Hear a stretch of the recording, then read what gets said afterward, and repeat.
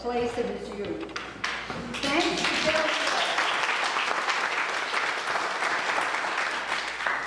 to Bill's work, Sacred Heart, North Albany, and Albany. I'm not working, Bill. I still can't figure this out. Thanks to Bill's work, Sacred Heart, can you hear me now, everybody? Yeah. North Albany and Albany have been immortalized by William Kennedy's Albany. All of us are aware of Bill's international literary fame, from his Pulitzer Prize for Ironweed, his Albany cycle of novels, his MacArthur Grant, the Writers Institute, to name but a few of his accomplishments. He is currently working on not one, but 2 novels, which we look forward to reading. Today he's going to speak about his recollections of Sacred Heart Parish and North Albany between 1936 and 1956, a critical period for a number of his Albany novels. Bill Kennedy.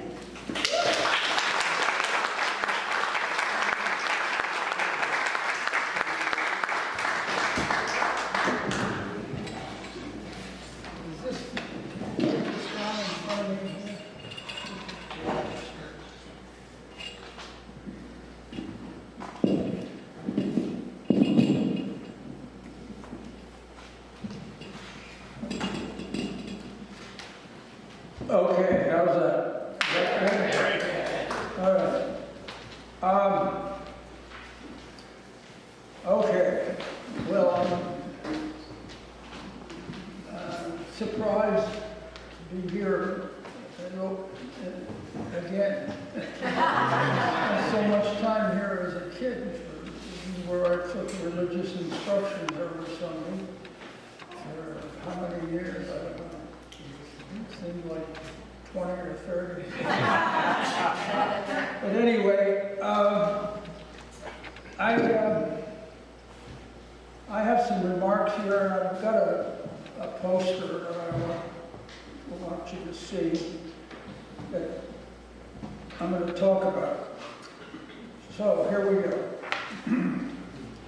I must warn you that these remarks aren't a sermon to improve your behavior, nor are they autobiographical.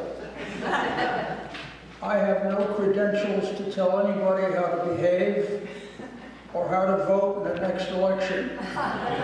Kamala.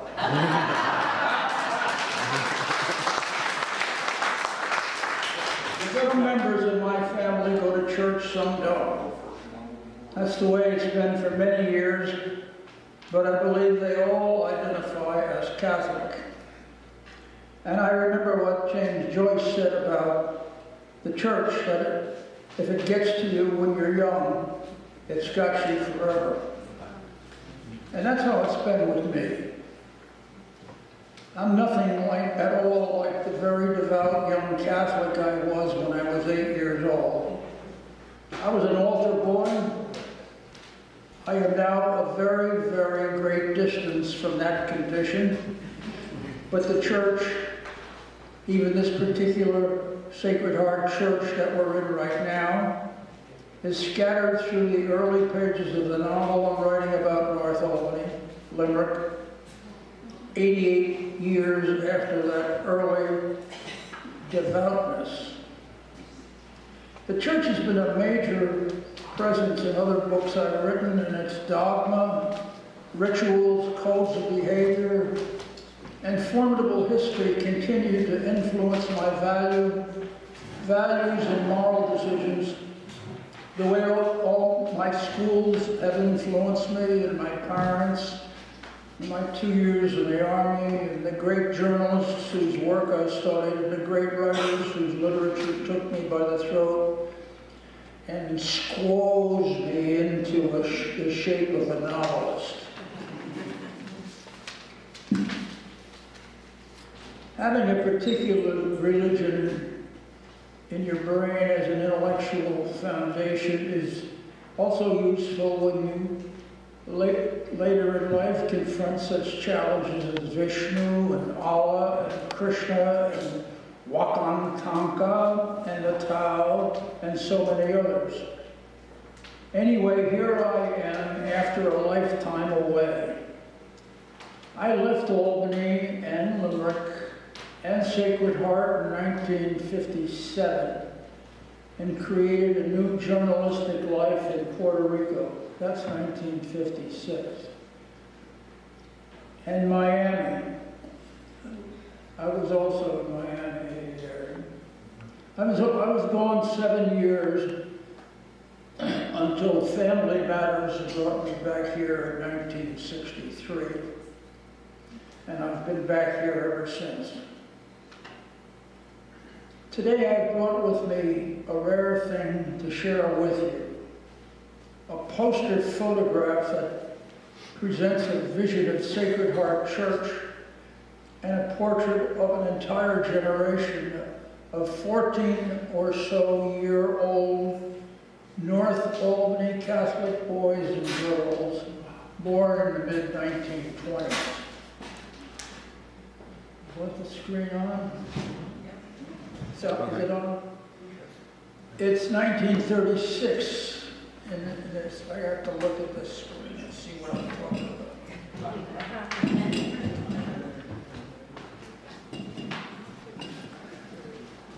Here's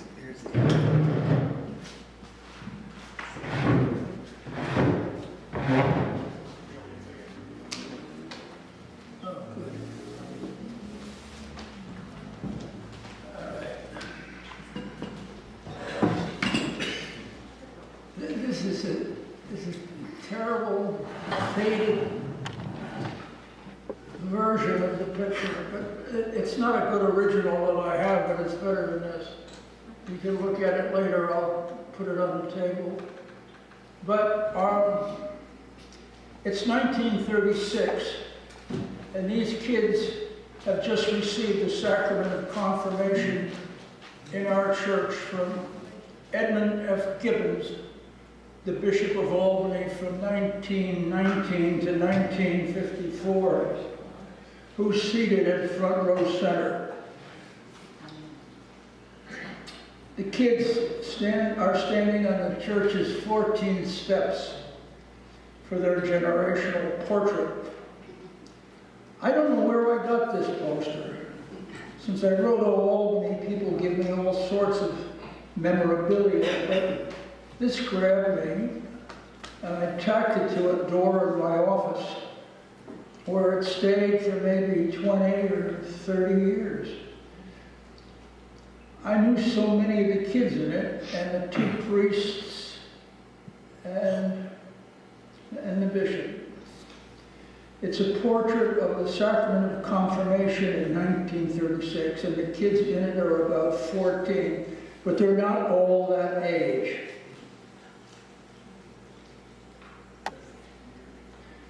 The church in my day said you should be confirmed when you reach the age of discretion.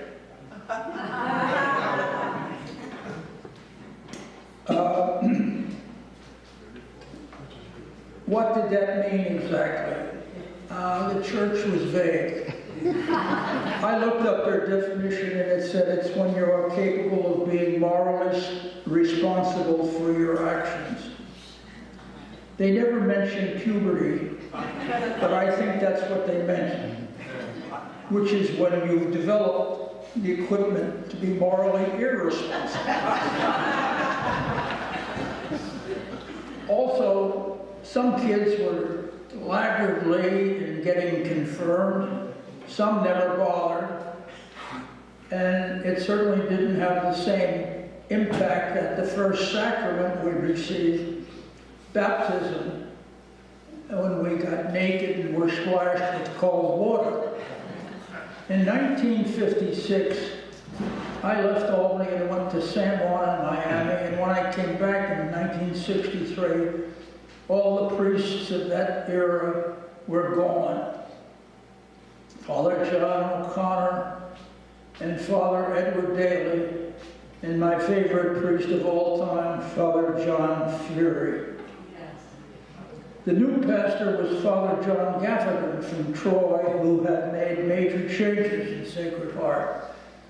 He brought in the Sisters of the Presentation of the Blessed Virgin Mary as residents of the parish, and they were teaching Red Catechism. Before long, he built a convent for the nuns and then a school where they taught. Life-changing developments for the parish. I was impressed, but I wasn't connected to the church in that period very much. It wasn't until 1972 that I reconnected through Father John Rooney, the new pastor. I can't remember now how he and I met, but he was a great guy. And he came to our house frequently to visit, and I was broke as usual, looking for solitude. And I needed to write my novel. Our house was so busy, I was frazzled. There were 2 small daughters and a year-old son, and my wife's endless students taking dance lessons in our family room, and the phone ringing every 6 minutes. I had quit full-time journalism to be a full-time writer, but I couldn't get the time to write. What I needed was a getaway to make money.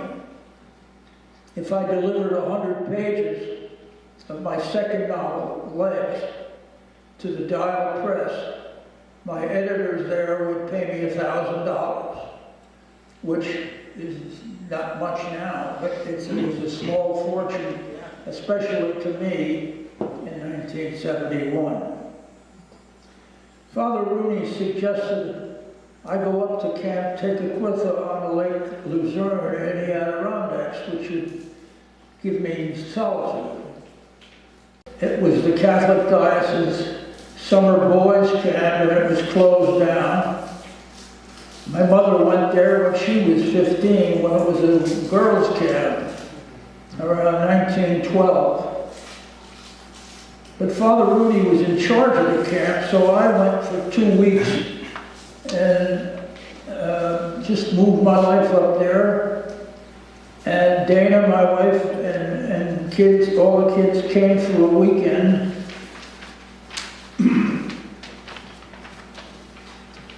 But the other days I was alone and wrote constantly. The temperature went down to 30 degrees, and I ran out of kerosene for the heater. But when I finished writing for the day, I wrapped myself in all my clothes. I sipped Old Crow for several hours, sat in a rocker, and attacked Joyce's impenetrable novel, Finnegan's Wake. I read through the Anne Olivia Pluribel finale until I cried. But I wrote every day, all day those 2 weeks. I finished 100 pages, and I got the 1,000 big ones. It paid off. So you might say that the church kept me alive to finish that book, Legs, and then write 6 more novels. I wouldn't argue with that, though other interventions helped keep me sane and solvent until I published the novel in 1975. I'm enormously grateful to the forces responsible, my family, the University at Albany, a federal arts grant, and the church, who all helped it happen. Now let me show you this rare photo of our notable generation of North Albany kids who were confirmed on this memorable day in 1936 and went off to change the world. I recognize about 20 of the kids, but I'm iffy about a lot of them, and some I don't know at all. And I may have gotten some wrong ones, but I think I nailed most of the ones that I do name. We'll start at the bottom left corner here. That's this guy right here. That's Gussie O'Donnell. He lived across the street on Walter Street, just past North 2nd Street. And next to him on the left Whoops, Here, hold on. what's that? I'm trying to. Okay, so here, Gussie O'Donnell. Oh, here we go. Yeah, here. And that's Don Langley. And it looks like Don. I don't think it's anybody else. He's young for this crowd. These other guys are a year or two, sometimes 2 years older than him.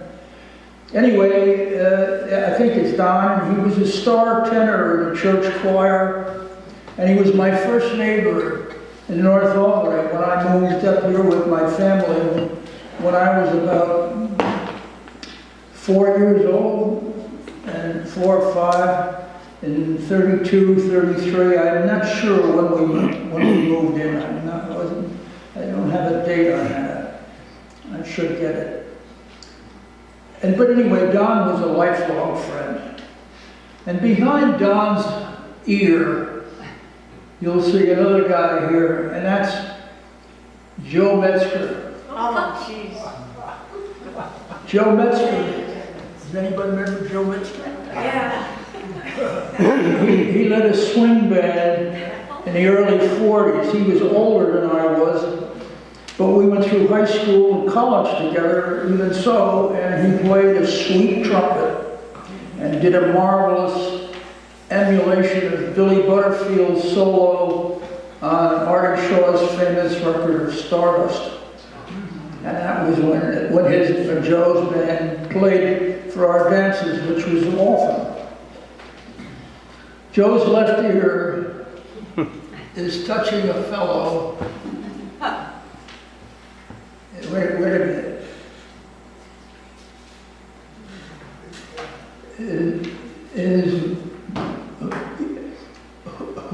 There's this one and then there's... Yeah. Here he is. Here, this guy right here. He's got his hands clasped right here. That's Jimsy Burns. He's one of North Albany's noted eccentrics, if you know Jimsy. I don't have the time to explain what gave him his reputation. But if you count now, where's Jimsy? Jimsy. 2 to the left of Jimsy. 1, 2.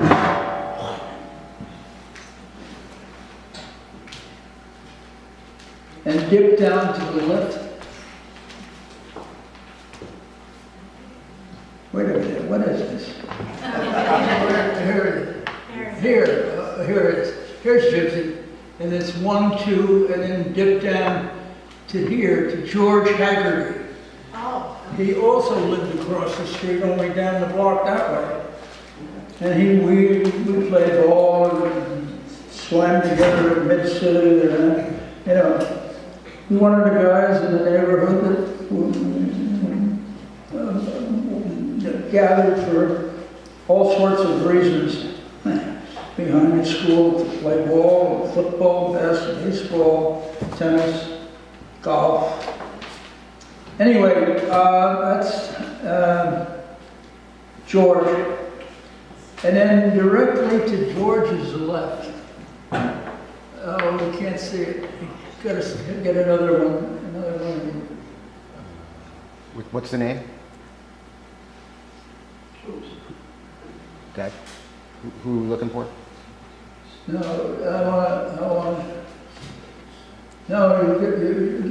it's closer. Here he is. Here's George Haggerty. And right next to him is Teddy Flint.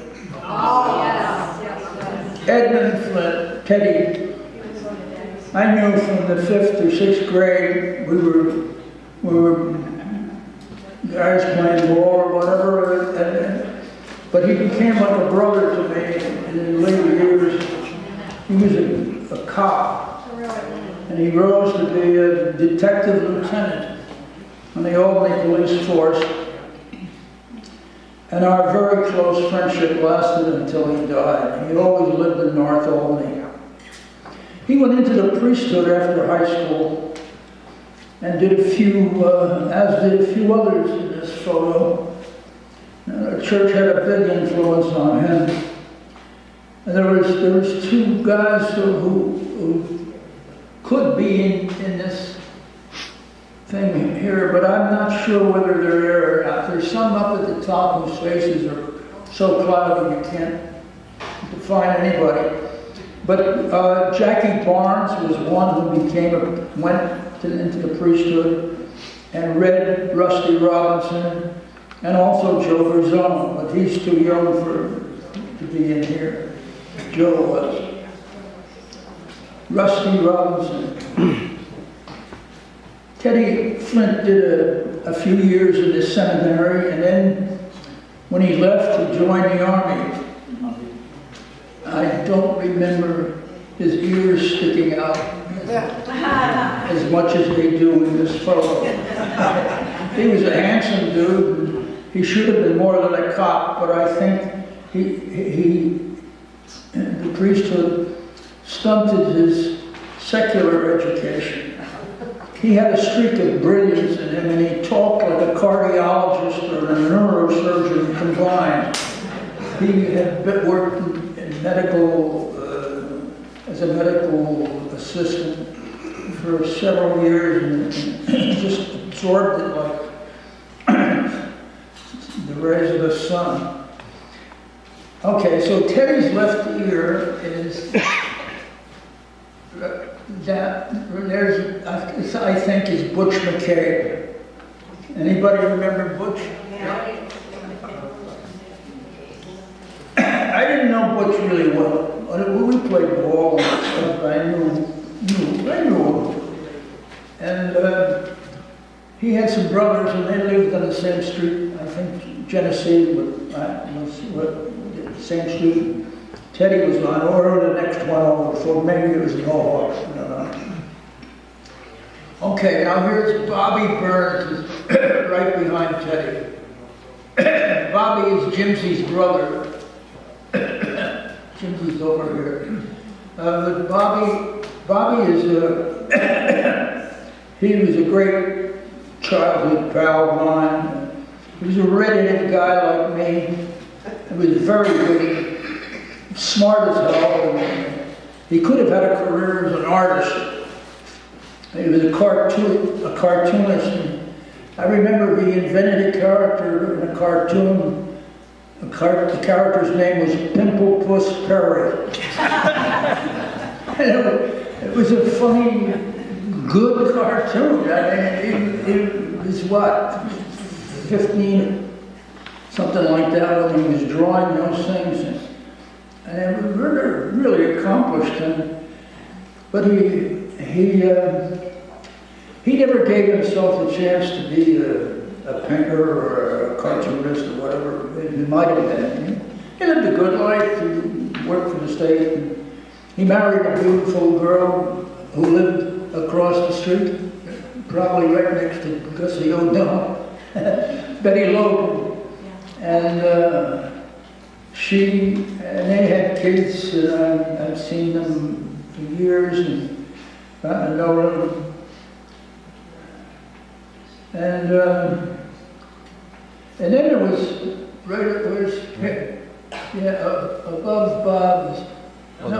That was Betty Logan. Where's Bobby? Go back to Bobby. Sorry. Here. Yeah, here's Bobby. And here is Willie Ray. And that's, we called Willie Willie all the time, but sometimes we called him Mallet Head. I suppose because his high forehead exacerbated his large skull. He was a funny guy, always laughing. He was an exotic sister and married, and a younger brother who was injured very badly in an auto accident in later years. But Willie's cruel nickname really endured. We did soften it sometimes by just calling him Mallet.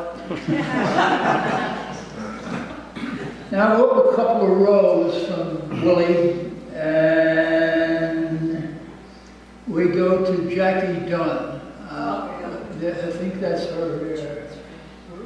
Jacqueline Dunn. She was, her father was Jack Dunn, and she was it was a big family. The Dunns, they lived on Broadway between, across from Main Street. And they, I knew that family very well. I knew the Pitnells, and Lou Pitnell, whose mother was a Dunn, Mary. Anyway, but Jackie, I don't know if we could see her. Can you focus on the girls at the top? Can you get that? Hold on.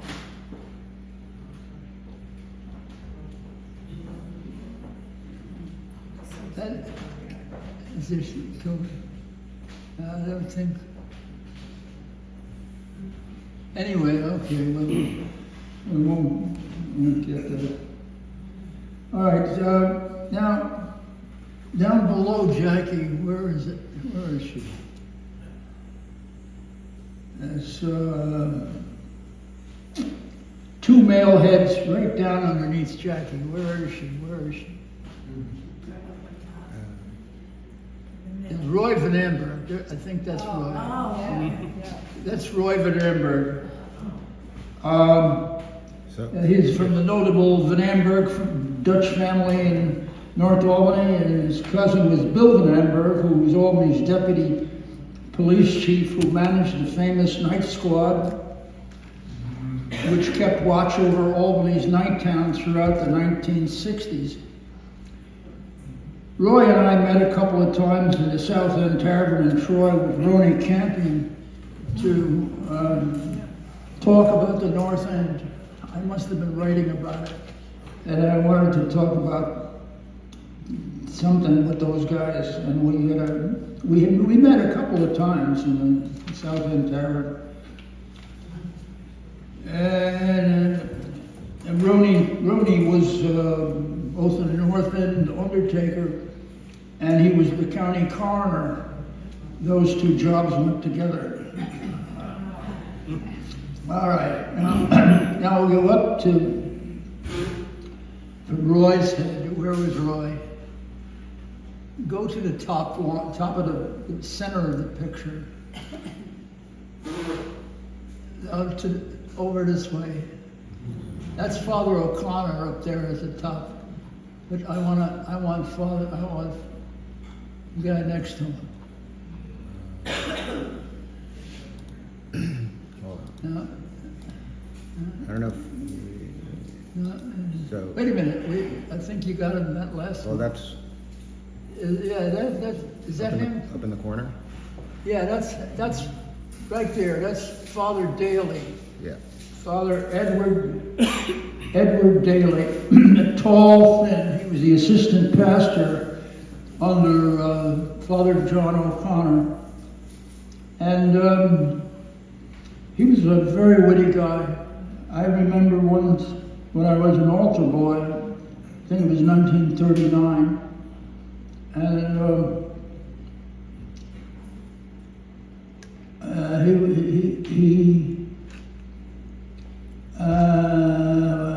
what I say here is he gave witty sermons, unlike the boring gloom of our pastor, Father John O'Connor, who was standing to the immediate left of Father Daly, and who didn't have a witty bone in his head.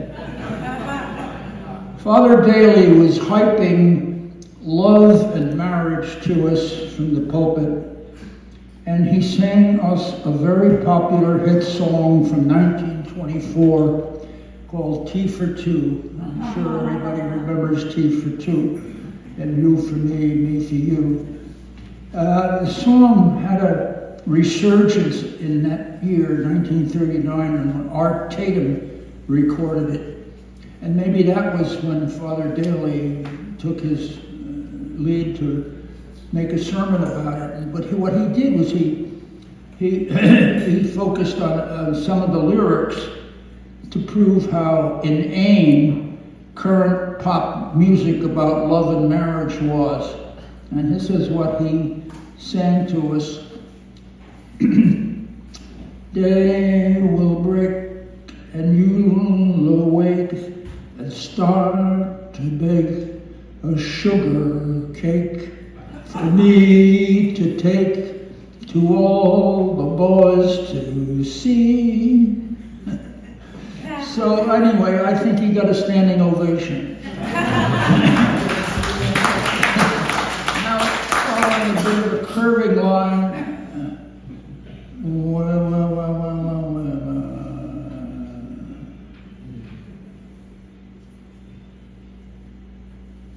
That's wrong.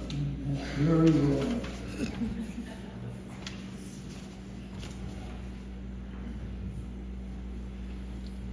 Go up to the top again.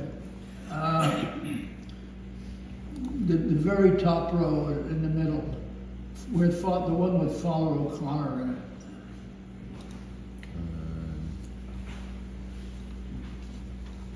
No, that's the bottom. No, it's not it.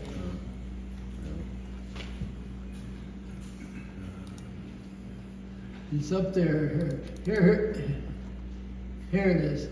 Yeah, here's Father Daly and Father O'Connor, and this is Tommy Kennedy, and this is Mike Kennedy. Oh. And Mike, they both went into and became clergy. Mike went in, became a priest, and Tommy became a Christian brother. And they had a brother, John, who also went into the same order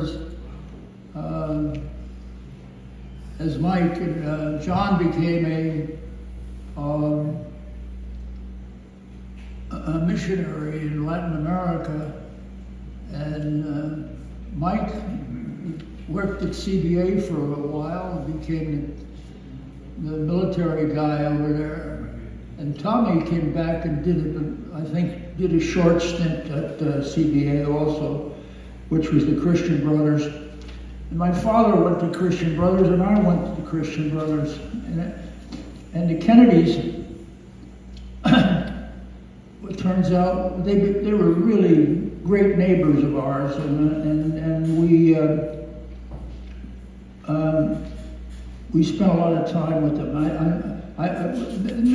They were all older than me, and I remember seeing Mike Kennedy. He threw a football about 9 miles one afternoon up behind school. It was the longest pass I ever saw. Anyway, I went to Ireland, and I didn't have any relatives there to look up that I knew about. I did have some, but I didn't know it at that time.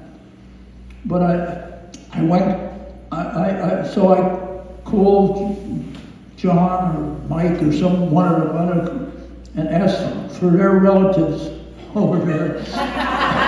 And I went to see the Kennedys down near Tipperary, and they were in a little town of Cashel. They ran a hotel, and we stayed there. A buddy of mine who took a leave when I was in the army in Germany, and I went down and saw them.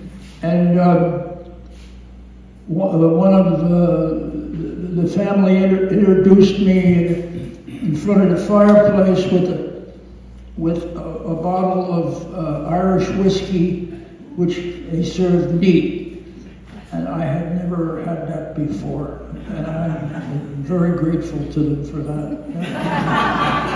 It's a grand discovery. And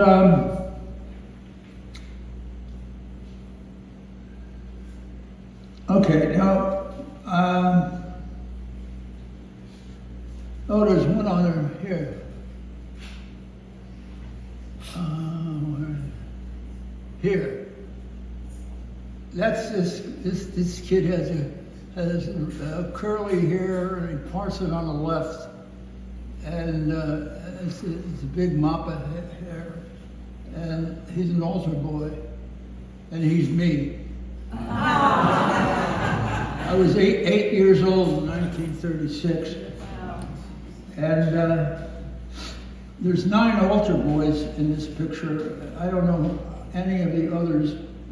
I can't recognize them, their faces they're mostly faded out, as you can see up here. But anyway, I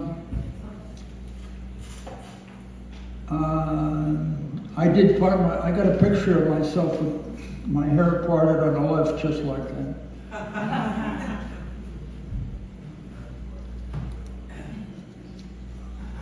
I had very unruly hair as a kid, and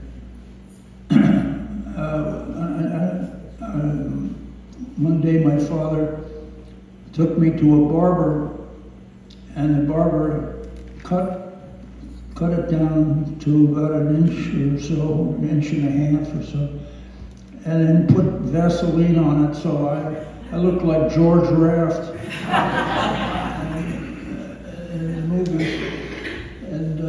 And my mother almost killed him when I came home. I never went to the barber with my father again. He was a barber for a while himself. Okay, now there's a girl down in the corner I recognize, one of the few I have seen. There's another, Patsy Dunn is also in this picture. That's Jackie's sister, older sister, and they look something alike. I can't see her. She's over in this part of the thing. I don't know. But the one I'm looking for is down in this corner over here. Still over there from the. Go to where the boys and the girls meet over here. Brad? No, you gotta go here to the other side.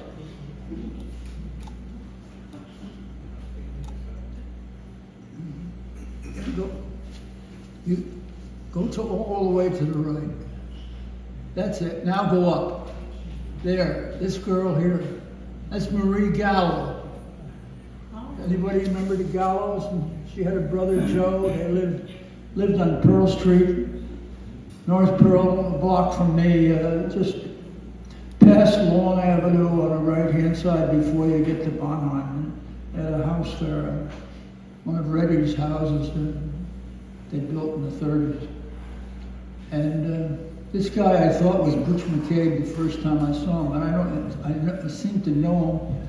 He looks like Butch, but I don't know who he is. There's a bunch of guys here whose face they look really familiar, but I can't put a name to any of them. Here's one, Joey Russo. Joey used to live up on Long Avenue, and he had a horse. He was the only kid in North Albany with a horse. And that I know, anyway. I have a horse now in my living room, stuffed. I like horses. Let's see now. Oh, and over here, down, further over here.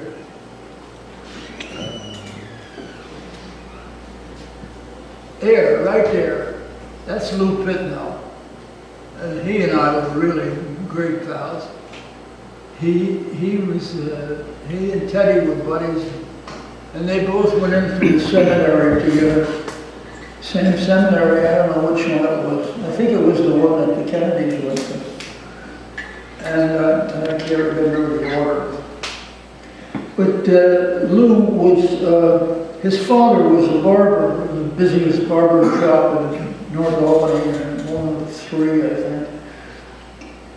And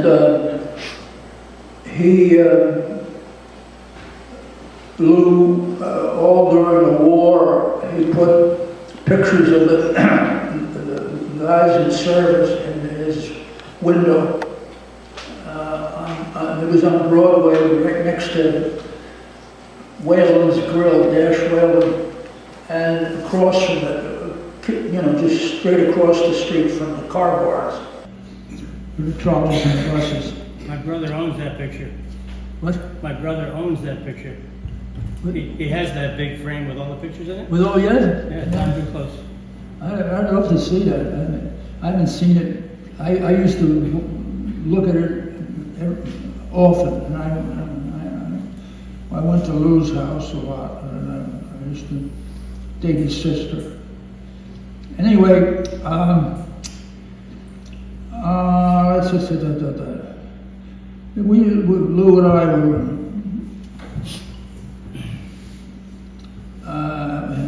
what did I say? He's a cousin of Jackie Dunn. And we were great pals, and we went through high school and some college together. He was in the priesthood for a while, but then he came out. And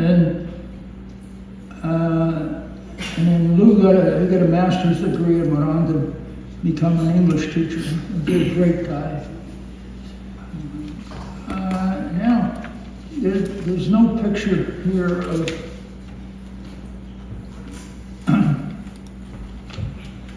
Father Fury, but here's what I wrote about him. Father John J. Fury was a sanctified, compassionate man, a truly saintly priest like none other I ever knew, and I knew a lot of them.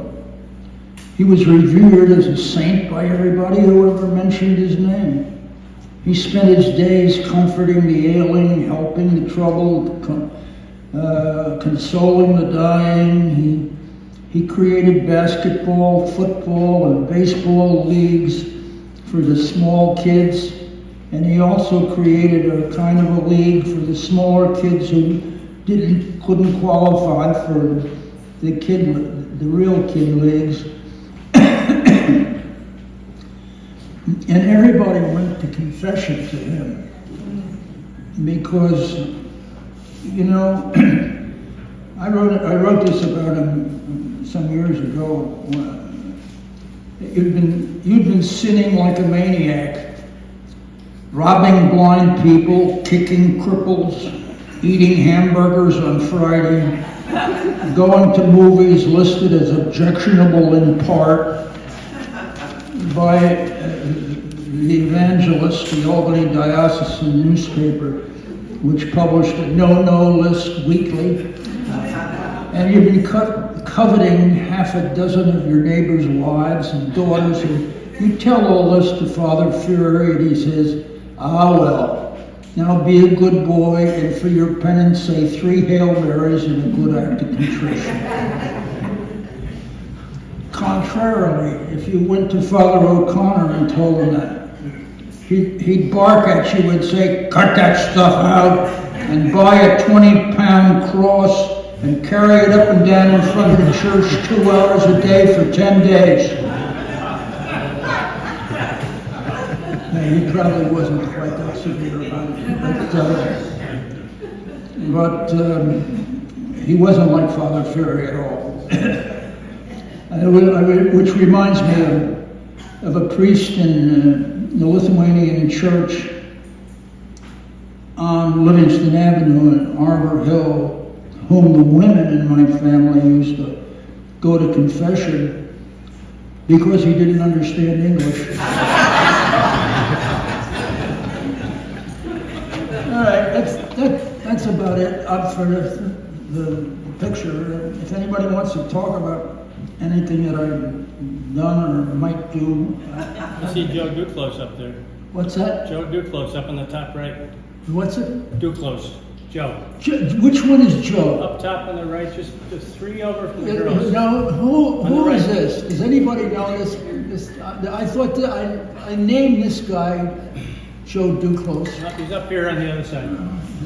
But Here he is, with the Moving in curly there. hair up on top. Yeah, where's, Right yeah, there. right there, is that Yep. Joe? That's him. That's Joe. So am I. Yeah. Does he have a brother? No, he had sisters, Shirley, Lorraine, and Rita. That's Joe Duclos, huh? Yep. Okay, well, I'm glad to know that. Yeah, well, Yeah. I lived with him for a long time. His mother, Dora. I think, what was her name? Dora. Dory? Dora. Dora. Victoria. She gave me a picture which I used of a bunch of guys playing, who were ball players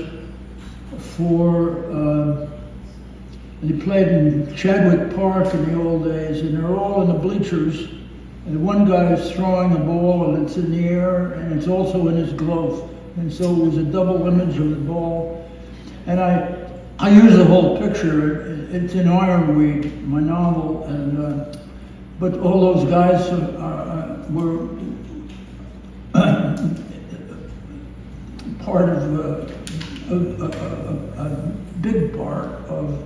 I used that picture exactly as it was. So we recreated the bleachers and all those people, and Francis Phelan is the main character, and he's the guy throwing the ball. He was a third baseman of the big leagues and in Ironweed. So anyway, she gave me that picture, and I really thanked her for it many times. But Well, when she died, she lived kitty corner from where you used to live on North 3rd and Pearl.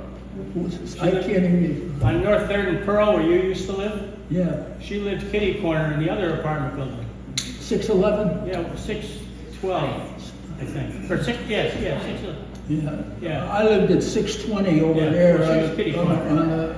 on the west corner of northwest, and 611 was the Carey, Eddie Carey built both of those. Yep.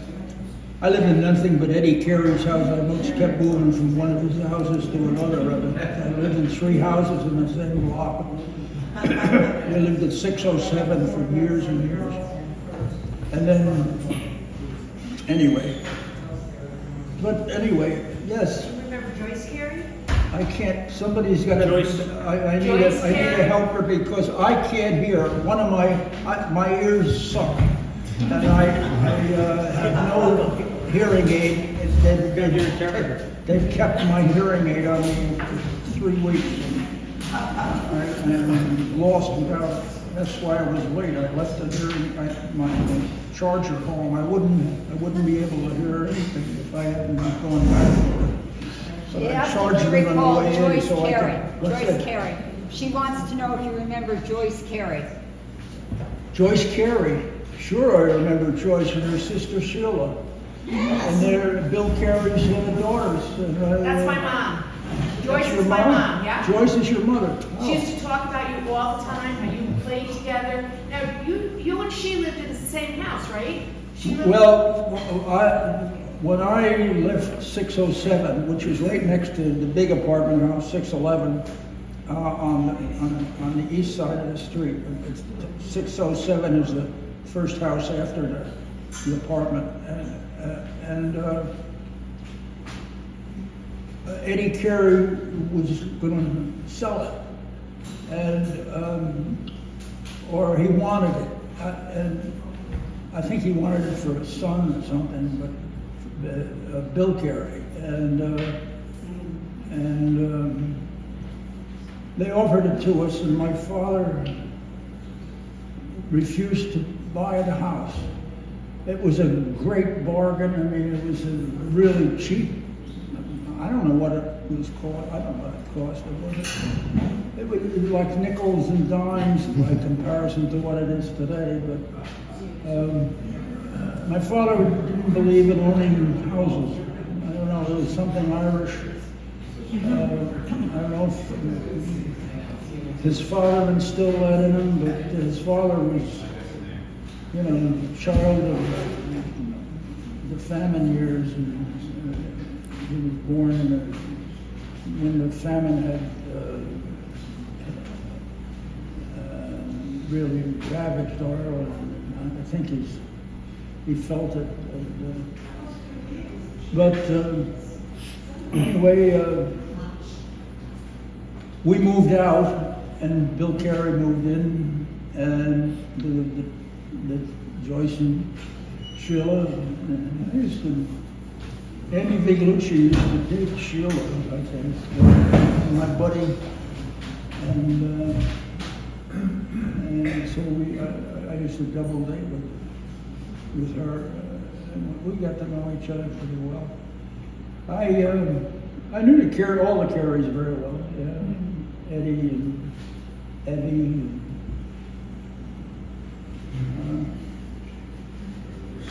Yes. Do you remember your first babysitter? Do you remember your first babysitter? Say Do it you again. remember your first babysitter? There was. I'll give you a hint. I think I. From Mary Collins Averill, who was asking the question. Wait a minute. Mary Teresa. It was Marie Reed. Marie Green was your first Marie babysitter. Reed, right? Reed. Right. My Is that mother. you? No, not me. I didn't change your diapers. You're not that old. You have to be 127. The night of the premiere of Ironweed, on the program, you wrote to the best babysitter I ever had, Marie Reed. And she had it for the rest of her life. So that was my mother. I didn't even remember much about those days. I was up in McArdle Avenue Right. She lived at 23 that's where we first lived when my Right. And then- parents got married. They moved in. They were all Arbor Hillers. Right, and then when Warren and I got married, Gabriel, we moved into 620, and we lived in your parents' apartment at 620 North Pearl. We used to always say it was the ghost All right. of the infinity. Mary Teresa, when she married Warren Averill, they moved into the apartment your parents lived in at 620 North Pearl. I see. Yeah. There was a couple of people I met in later years, but that's pretty much a blank for me because they moved back the confirmation age to the age of reason. When you were 6 and you could get confirmed in later years after 1936. But well, I can't remember hardly anything. I have no image. I mean, I've seen a lot of photos, and I got pictures of myself back then, and baby pictures. And I remember we had a collie dog, and we got a picture of him, Beauty, and my uncle Pete was like my favorite relative. I made a book out of him, Billy Phelan, and he lived with us for a while. And anyway, I do remember meeting Marie and saying hello to her, and that's a while ago. When was that? Was that the premiere of Ironweed? Yes, yeah, you were there that night, yep. A question over here, Lynn. Just wondering if you knew John Kearns. Did you know John Kearns? Kearns. Jack Kearns. Yeah. Yes. He was a guy around Broadway and Out on South Street. South Street. He lived on South Street. Yeah, I remember him. He was older than me, and I don't really recall ever having a conversation with him, but I probably did. I talked to everybody. Another question. Hi, yeah, do you remember William Pete McDonough? Do you remember McDonough? William Pete McDonough? They used to call him Pete, his name was Bill. Bill McDonough. I know that name. What did you do? He grew up in, partly in Arbor Hill, mostly in Albany, went to PS 20, he hung around with the Careys all the time, the younger Careys. Practically grew up in their house. I'm sorry, what is he saying? He hung around with the Careys, went to school 20, and spent a lot of time with the Carey children. He was a bit younger than you are. I know Pete McDonough. I don't know. He was a wrestler. A wrestler. He was a wrestler. He was what? A wrestler. W-R-E-S-T-L-E-R. Wrestler. No, don't recall him. Okay. That didn't, I He didn't was know big him in, personally. he was very big in the limericks. Jane. Right. Well, again, I would One like to, question. one more, I don't know if another anybody question? wants- Yes. I don't know if anybody here is interested in what Bill is working on now. But he is working on a very Albany story. Yes. And when he would write these things about Albany, I'm 81, I would go and I'd sit in the audience. We were friends. And we worked together in the 60s. And I would say to him, when are you going to write something good about Albany? You know, these people drink, these people run away, you know, you get all this dark stuff. So he's got the book from me, you know, and this is about a governor of New York who lived on Willett Street at one point. So what are you writing? You're writing a book about the governor right now. Okay, she's asking, she says she'd like to know for you to tell people what you're writing about now. Apparently you wrote, one of the books is about a governor of New York. Oh, yes, right. Well, I'm writing a book which has, it's about, guess what it's about? North Albany. It's about a guy who's making a movie. Talking to the mic. You have to talk into the mic. Oh. It's the novel has no name yet, and I've only been working on it about 10 years. And I've got a mountain of pages that don't work, and a few that do. But I've been working at it every day in the last month or so, and it's moving. It's about a guy, something like me, who is not me, and something like Francis Coppola, but it's not him either. Who was born and raised in North Albany, and he comes back to North Albany to make his fourth movie. He makes 2 movies, and then he makes Legs, which is my novel, and he makes a movie of that, and it's about to come out in the middle of the novel. It'll appear, and it's at the Cannes Film Festival. And he has an uncle, a great uncle, who is based on Martin H. Glynn, who was a governor from 1913 to 1914.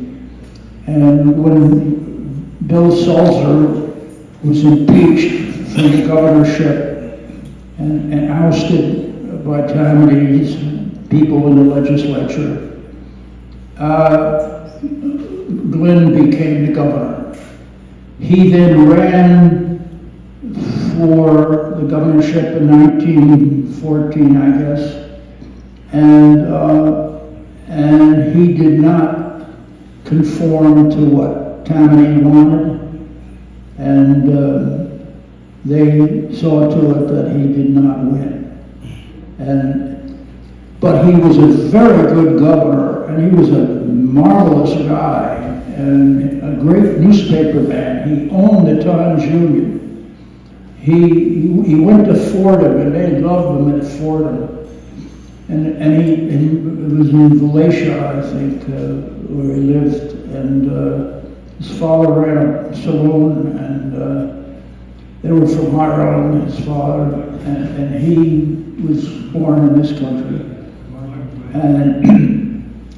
But Glynn was a really great governor. What he did, he had a lot of things passed in a year or so that he was a governor, and it's a great record.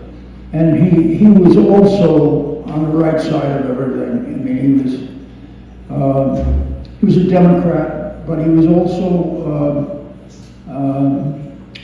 he was a great writer, and he wrote editorials, and he wrote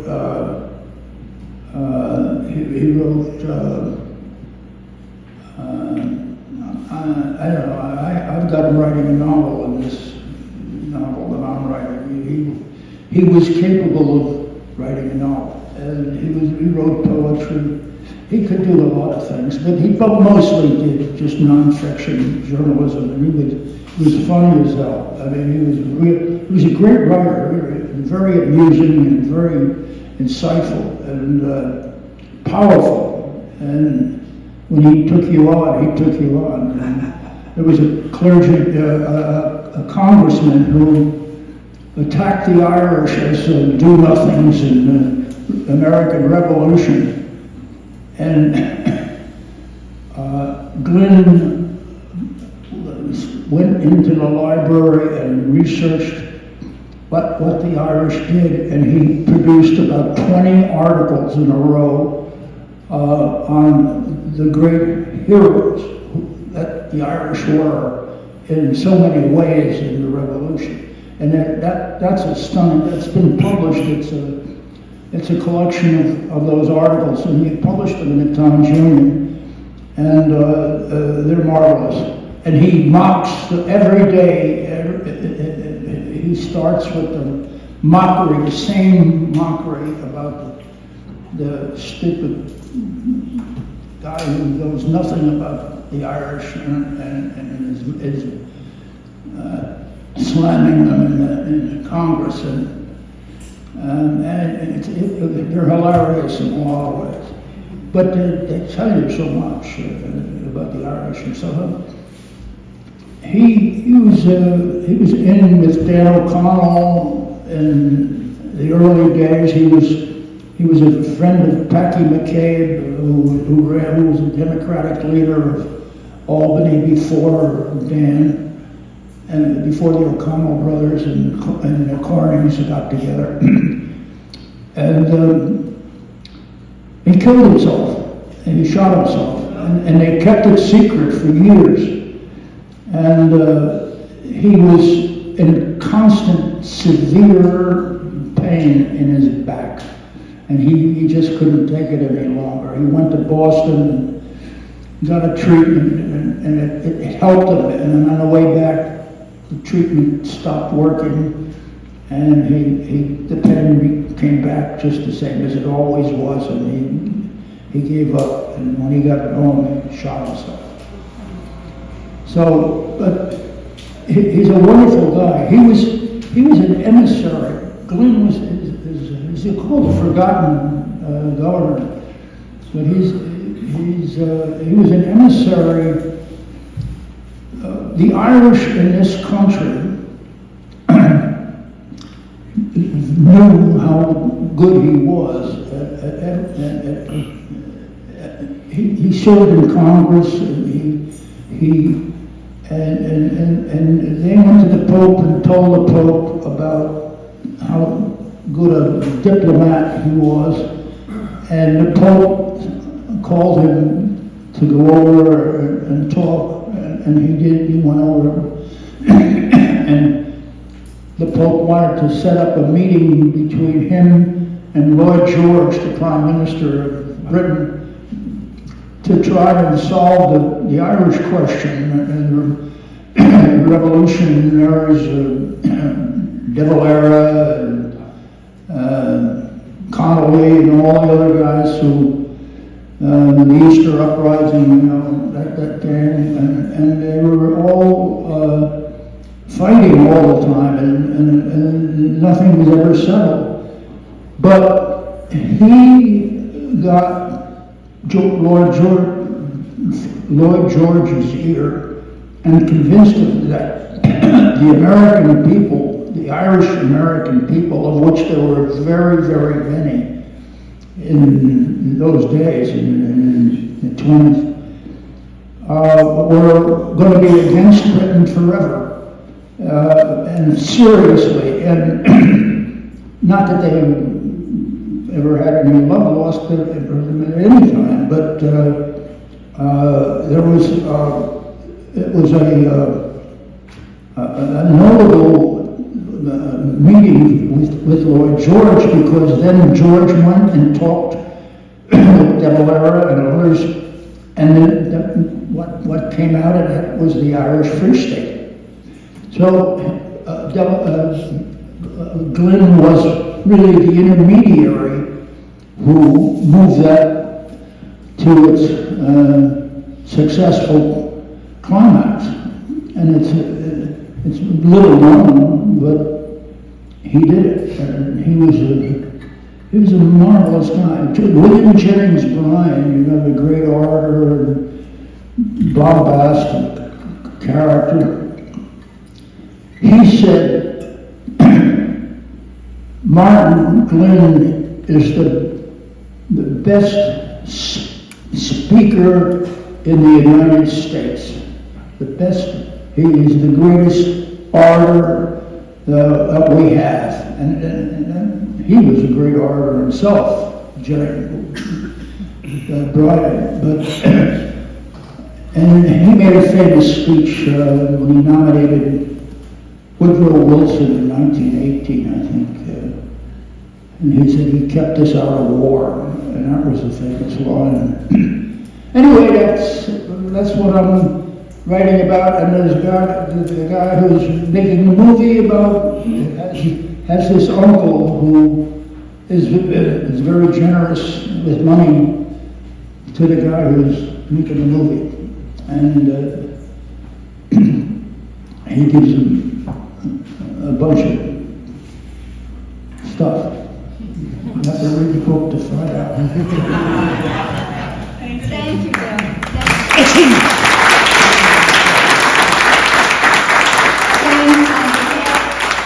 On behalf of the committee organizing our 150th centennial anniversary, we couldn't have a better lead-up than Bill, and we want to thank him for coming. And a public service announcement, if you would like to make a donation, it's back by the coffee.